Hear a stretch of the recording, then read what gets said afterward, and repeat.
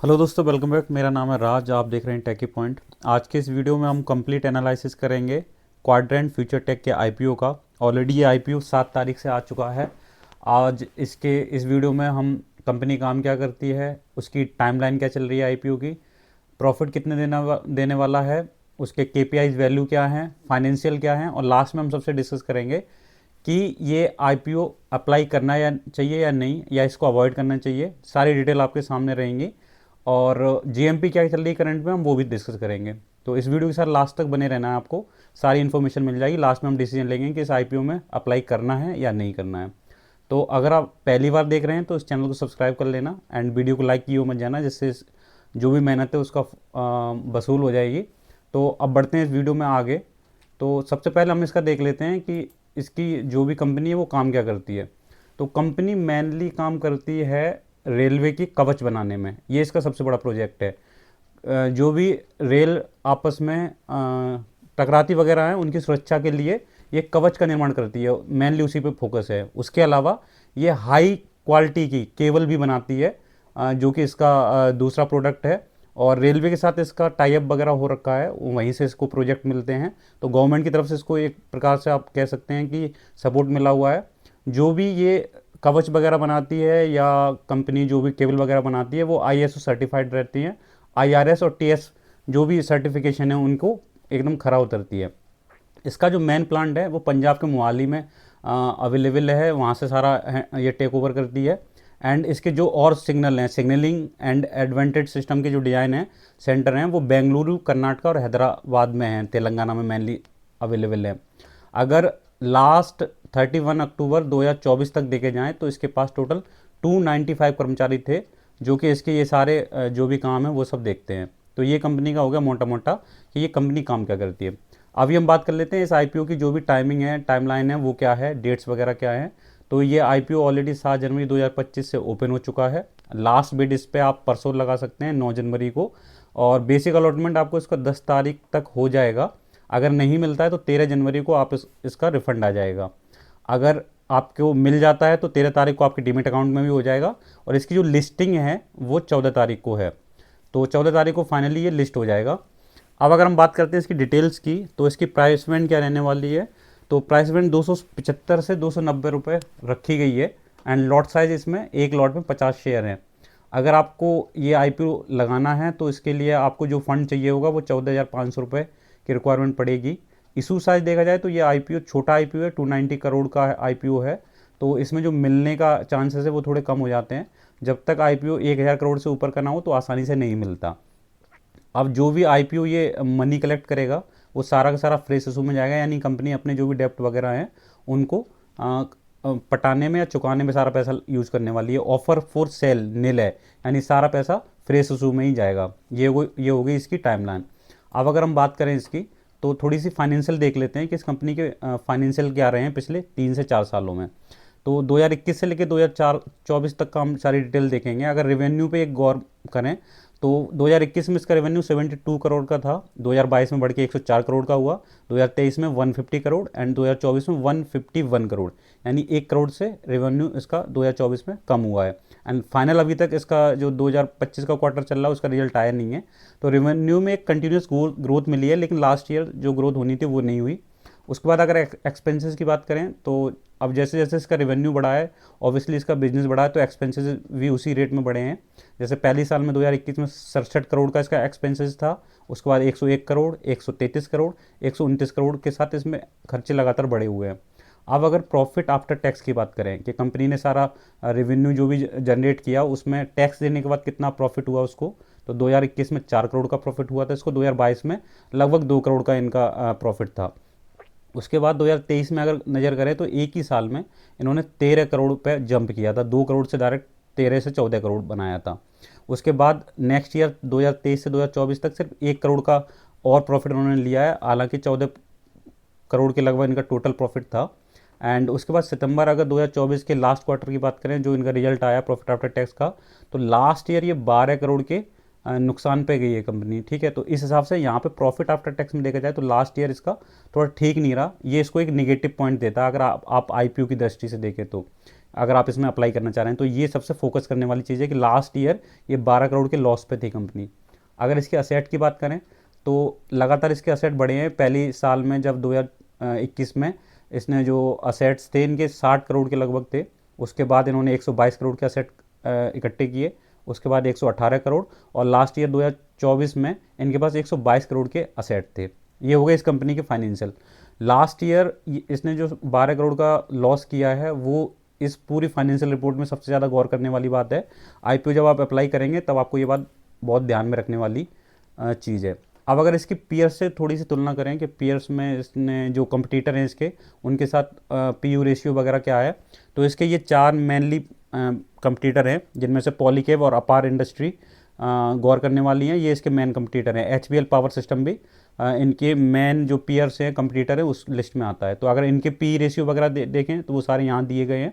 अगर return on net worth की बात करें तो ये जो 3 इसके मेन कंपटीटर हैं उनका return on net worth 61 crore, 64 crore, 49 crore के लगभग है। अभी ये कंपनी नई लिस्ट हो रही है तो अभी इसकी जो भी कंपटीटर हैं उनसे अभी इसकी तुलना नहीं कर सकते क्योंकि ये मार्केट में नई है। तो अभी फ़िलहाल इसके आईपीओ के आने के बाद या लिस्ट होने के बाद हमें पता लगेगा कि हम इसमें पैसे लगा सकते हैं या नहीं लगा सकते। नेट असेट वैल्यू की बात करें तो इन जो भी इसके पेयर्स हैं उनकी नेट असेट वैल्यू ये रही। इनके पास जो भी असेट हैं तो उनका ये है सारा 61 करोड़, 44 करोड़, 554 करोड़ एंड 965 करोड़। अपार इंडस्ट्री जो इसका सबसे मेन बड़ा कंपटीटर है। अगर इनकम की बात करें तो इन सारी कंपनियों में करनेक्स माइक्रो सिस्टम है उसकी इनकम साल के लगभग 20 करोड़ के आसपास है। बाकी सारी कंपनी जो इसके मेन कंपटीटर हैं उनकी इनकम काफ़ी ज़्यादा है, 22,000 करोड़, 18,000 करोड़ और 16,000 करोड़ के आसपास की है। ये हो गए इसके मेन कंपटीटर। अब अगर हम थोड़ा सा आगे बढ़ें तो अब हम देखेंगे इस कंपनी के क्वाड्रेंट फ्यूचर टेक के खुद के केपीआईज वैल्यू क्या हैं फाइनेंशियल 2024 के हिसाब से। तो रिटर्न ऑन इक्विटी पे अगर देखें तो इनकी 33.41% रिटर्न रहा है जो कि काफ़ी अच्छा एक मार्जिन दिख रहा है, काफ़ी अच्छा एक वैल्यू दिख रही है। ROC return on capital employed की अगर बात करें 26% है, 20% से ऊपर है तो लगभग ये दोनों वैल्यू बढ़िया हैं। लेकिन तीसरी वैल्यू जो निकल के आती है डेब्ट टू इक्विटी रेशियो तो ये 1.86 है, यानी कि इनके ऊपर जो कर्जा है तो वो लगभग 2% के आसपास इनके पास कर्जा है। अगर ये वैल्यू 1% के आसपास होती तो काफ़ी बेहतर हो सकती थी इस कंपनी की केपीआई वैल्यू। तो कर्जे के हिसाब से थोड़ी सी कंपनी स्कोर सही नहीं बना रही है। अब अगर हम बात करें रिटर्न ऑन नेटवर्थ तो 33.41% की इनकी रिटर्न ऑन नेटवर्थ है जो कि एक काफ़ी अच्छी वैल्यू हो जाती है। ये ठीक है, आरओसी ठीक है, आरओई ठीक है, लेकिन डेब्ट टू इक्विटी रेशियो थोड़ा सा डाउन है। ये थोड़ा ध्यान में रखने वाली बात है अगर आप आईपीओ अप्लाई कर रहे हैं तो। अब अगर प्रॉफिट आफ्टर टैक्स मार्जिन की बात करें तो 9.681% का इन्होंने दिखाया है। जो इनका फाइनेंशियल रिपोर्ट थी उसमें हमने देखा था कि लास्ट ईयर इन्होंने 12 करोड़ का लॉस किया है और यहाँ पे ये दिखा रहे हैं 9.61% का इनका प्रॉफिट आफ्टर टैक्स मार्जिन है। तो उस बात को ध्यान में रखते हुए यहाँ पे ये प्रॉफिट आफ्टर टैक्स थोड़ा सा कंसीडर करने वाली चीज़ है कि आपको इसमें अप्लाई करने से पहले देखना चाहिए कि ये ठीक है या नहीं, क्या लिस्टिंग के बाद भी आपको सही से प्रॉफिट ये दे पाएगा, या फिर ऐसा हो सकता है कि 1 साल के बाद जो भी इनका लॉस था वो रिकवर करने में सारा पैसा चला जाए, या जो भी फ्रेश इशू आए वो सारा ये वहाँ लगा दें। तो यहाँ पे थोड़ी देखने वाली चीज़ है। उसके बाद लास्ट बट नॉट लीस्ट एक वैल्यू आती है profit price to book value, जो कि इन्होंने 19.73 रखी हुई है। यानी इनका जो भी आईपीओ आ रहा है, जो भी इनका शेयर बनेगा, उसकी प्राइस टू बुक वैल्यू 19.73 है। यानी कि इनकी जो वैल्यू है उसके हिसाब से इन्होंने बहुत ज़्यादा रखी हुई है। बाकी जो इनके पेयर्स थे, इनके जो कंपटीटर थे, उनकी भी प्राइस टू बुक वैल्यू इतनी ज़्यादा नहीं थी, इन सबसे कम ही थी। तो इस मामले में यहाँ पे ये आपको एक और सेकंड पॉइंट नेगेटिव निकल के आ जाता है। इस आईपीओ में अप्लाई करने से पहले ज़रूर कंसिडर करिएगा। ये इसकी केपीआई वैल्यू थी। अब इसके नेगेटिव और पॉजिटिव देख लेते हैं। तो सबसे पहले नेगेटिव की बात कर लेते हैं कि नेगेटिव क्या है इस कंपनी के। तो इनके जो प्रमोटर हैं वो कई सारे हैं। तो अगर उनके बीच में कोई भी विवाद होता है, कोई झगड़ा होता है, और तो इनकी जो गवर्नमेंट्स हैं या ऑपरेशंस हैं उनमें दिक्कत आ सकती है अगर किसी भी कंपटीटर ने कोई ऑब्जेक्शन वगैरह उठाया। तो पहला नेगेटिव ये हो जाता है। दूसरा होता है कि revenue dependence on Indian railway. तो ये कंपनी जो भी काम करती है मेनली कवच सिस्टम बनाती है रेलवे के लिए। तो जो भी अगर कोई पॉलिसी चेंज होती है रेलवे की, या फिर टेंडर नहीं मिलता है, या लॉन्ग टर्म इन्हें कॉन्ट्रैक्ट नहीं मिलते हैं, तो वहाँ पे इस कंपनी की जो भी फाइनेंशियल हैं वो गड़बड़ा सकते हैं और इसके जो भी प्रॉफिट वगैरह हैं वो नीचे आ सकते हैं। तो ये एक नेगेटिव पॉइंट इसका हो जाता है।